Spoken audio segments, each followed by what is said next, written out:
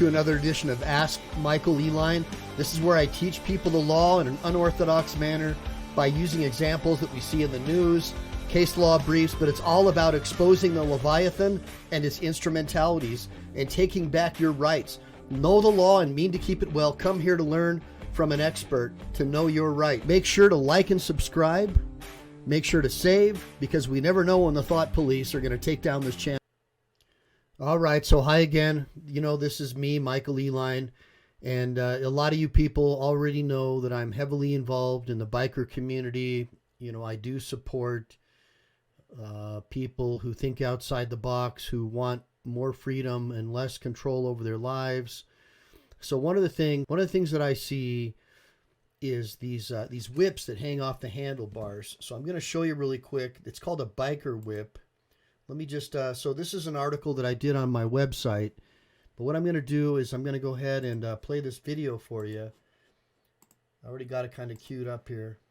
Another option, another style. This is 6 aluminum spikes on the end of a so you kind of get the idea. Motorcycle whip. Looks like it could be a weapon, right? So what we want to go over is selecting your whip and length for your bike. So we recommend getting the most accurate.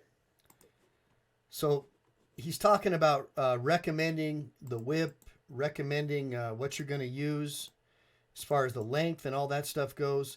And that's going to be real important, especially in states like California, where you have municipalities that are often different than the actual state rules for a whole plethora of different types of items. For example, carrying a knife openly. It's not like Arizona. In California, you know, each city you go to might have a different rule or regulation. In fact, I would say California is probably the most anti-self-defense, pro-crime criminal state that there is in the nation. I can't think of one that is worse than California.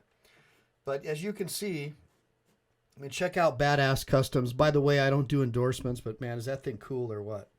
So there is just this super cool thing, and it's called the Get Back Whip. All right, so anyways, let's go back to what Get Back Whips are. The history of the Get Back Whip is pretty simple. You know, there's a lot of different stories. One was told to me by the president of the Leathernecks LMCI out in Nevada, that the Get Back Whip was originally a tool designed to raise funds, I think, for a fallen rider, and ultimately it became something different. But the idea behind a Get Back Whip is obviously to get back. That's what some people say. When there were really bad biker wars back in the day, you know, something with an 8-ball strapped to it, or heavy weighted stuff strapped to it, could be used as a weapon, almost like a slingshot. And by the way, in California, police officers may consider it to be like a slug shot or something similar to a slingshot.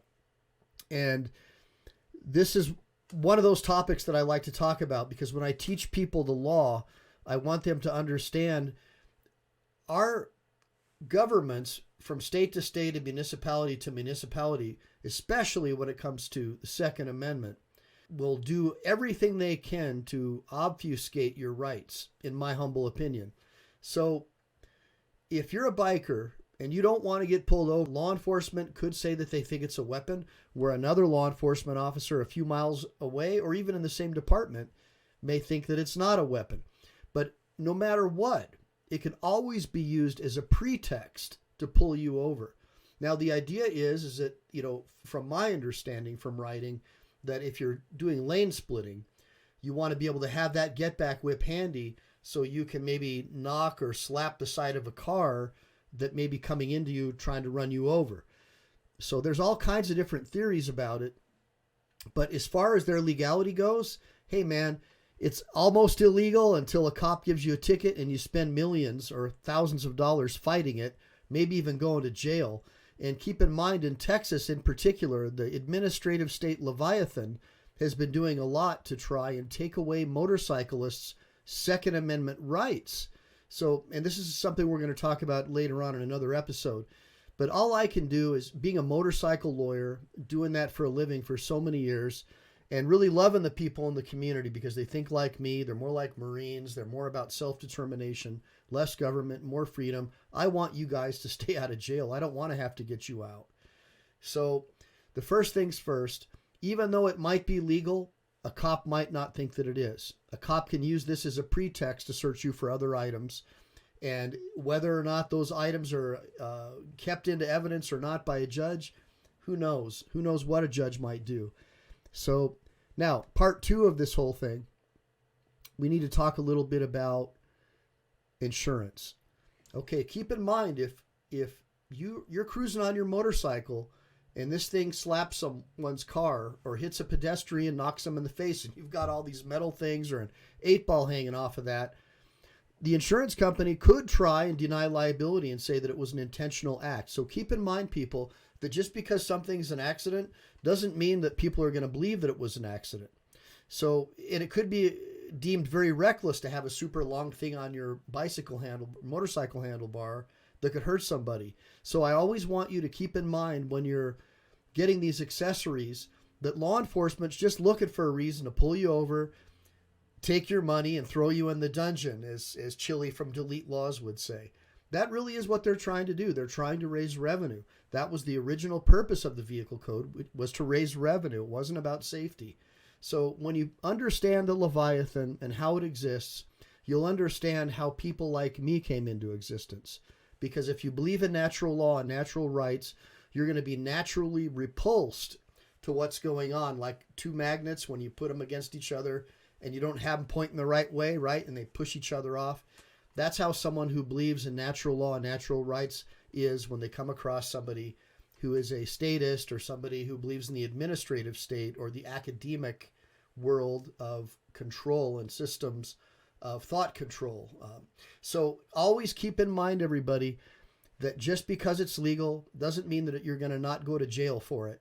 And if you want to avoid having your Second Amendment rights taken away, it's best to be as discreet as possible, because that is definitely something ATF and other administrative agencies would love to do. Remember, ATF means always think forfeiture. So when you're out there, everybody, if you are brave enough to join an outlaw club or just a regular writers club, cops are just going to think you're all Hell's Angels. They're going to be looking for a reason to pull you over. And so you've got to figure out ways to still be who you are and be a ruffian, because I respect that, absolutely. But at the same token, you've got to find a way to keep yourself from getting arrested, because it's not cheap. And I'm only licensed in California and Texas, so I can't be everywhere at all the times. And I don't know that many really good lawyers who really care about the Constitution and the Bill of Rights. So if you are one, put it in the comments. I'd like you to join me for a podcast to talk about why you're brave enough to fight the system. Anyways, I hope you enjoyed this edition of Ask Michael Eline. And I invite you to put anything in the comments that you want to know about. And I'm going to be talking more about how to become a lawyer without law school and recapturing your rights in my next few episodes.